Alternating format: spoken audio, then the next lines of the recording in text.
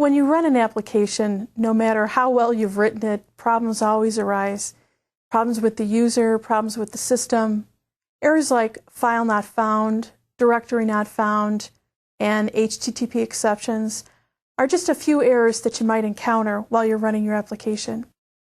C# provides a mechanism for handling these errors, and that's called exception handling. An exception is an object that's created, or what we call thrown, when a particular exception occurs. This object's going to contain information for you to kind of help you through the error that occurred. It'll identify the error, it'll give you additional information about the error. Although we can create our own exceptions, .NET has got a lot of these exception classes already defined for you. System.exception is the base class that you use for all of those exception classes. These exception classes are used to provide additional information about the exception that occurs at runtime. For example, there's an exception called file not found exception, and that exception is from the system.io namespace. It has a file property that returns the file name that can't be found. So all of these exception classes provide you additional information about the exception that's occurred. Let's take a look at how you might structure your code to include exception handling. When you include exception handling in your code, you're going to divide the code into two blocks, the try and the catch block. The idea here is to separate out the normal business code from your code that catches the errors. The try block, for example, is where your business code resides. It's also the code where an exception could occur. The catch block, or the catch blocks, contain the code that deals with errors that could occur within the try block. You can have more than one catch block, and each catch block is associated with an exception that could occur. Let's take a look. In this example, we have a try catch block. Now notice in the try block, that's where you put your normal everyday code, your business logic. Somewhere in here, we're anticipating that an error or exception might occur. If an exception does occur, then flow of your application is sent to these catches. It looks to see if the catches encapsulate the error or exception that was thrown. So here we have a file not found exception, and here we have a directory not found exception. If one of those errors occurs, then in the catch, the associated catch, you would write code to resolve the problem, to resume normal processing, to shut down the application, whatever you need to do within the catch. So each catch is associated with a particular exception object or exception type. If control passes through each catch block and it doesn't find a catch block that is associated with the exception that occurs, control will actually pass up to the method that called the method that you're currently in.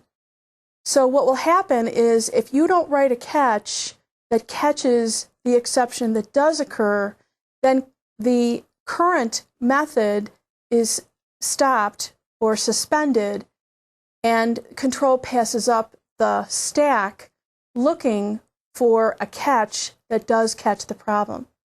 Now remember, it's going to move all the way up to the stack, including all the way back up to your main method, the first method to be called in the application. You might consider including a catch which catches system.exception. If you do include a catch block that catches system.exception, then it can catch any exception. It's used sometimes to catch any exception that you might have so that you don't fall through and go up the stack. A try can contain only one catch that catches system.exception, and you might include it if you've forgotten to catch certain exceptions, or you just want to catch everything so that the control does not go up the stack looking for the particular exception to be caught. In this example, we've actually caught two very specific types of errors, a file not found and directory not found. We include at the end a very general or generic catch that catches system.exception. Now remember, all exceptions eventually inherit from system.exception. So by placing this in here, you've created a net for any other exceptions that could occur within this try. So if a try does trigger an exception and these catches don't catch the exception, this one will definitely catch the exception. The only problem with this is that this is going to be very general code.